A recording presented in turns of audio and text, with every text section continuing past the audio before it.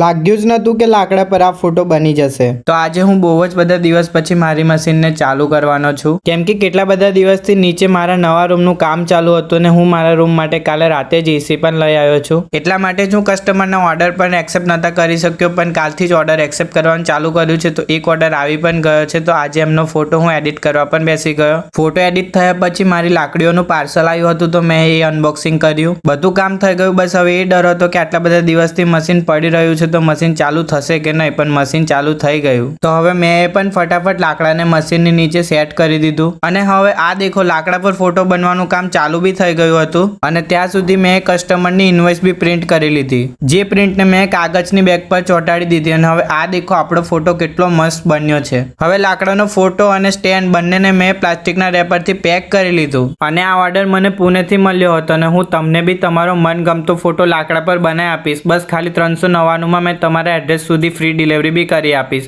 તો ઓર્ડર કરવા માટે મને DM કરો.